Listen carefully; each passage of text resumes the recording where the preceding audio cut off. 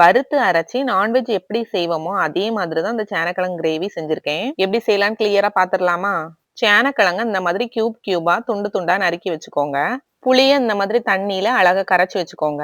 இது கூடவே நம்ம கட் பண்ணி வச்சிருக்க சேனக்கிழங்கு கூடவே 1/4 டீஸ்பூன் மஞ்சள் தூள், 1/2 ஸ்பூன் உப்பு சேர்த்து நல்லா ஒரு 5 நிமிஷம் கொதிக்க விட்டுருங்க.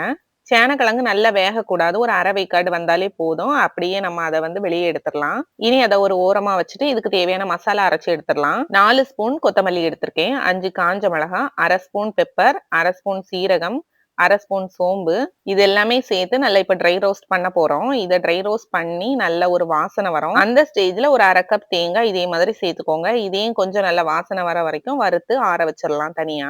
இத நம்ம 2வது தண்ணி விட்டு அரைச்சு எடுத்துக்கலாம். அதுக்குள்ள நம்ம கிரேவிக்கு ரெடி பண்ணிடலாம். ஃபர்ஸ்ட் ஒரு கடாயில கொஞ்சமா எண்ணெய் விட்டு ஃபர்ஸ்ட் நம்ம வேக வச்சு எடுத்து வச்சிருந்த சேனக்கிழங்க இதுல போட்டு கொஞ்சமா வறுத்து எடுத்துக்கலாம். இனி அதே எண்ணெயிலே ஒரு பட்டை, ஒரு அன்னாசி பூ, 2 கிராம்பு, 2 ஏலக்காய் போட்டு வறுத்துக்கலாம் வாசனைக்காக.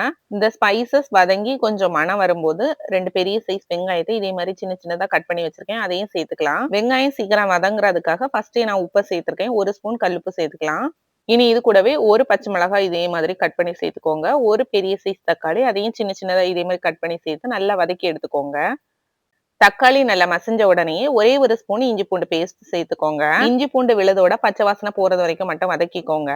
இனி இது கூடவே 1/4 டீஸ்பூன் மஞ்சள் தூள், 1/2 ஸ்பூன் கரம் மசாலா போட்டு இதையும் பச்சை வாசனை போறது வரைக்கும் வதக்கிக்கலாம்.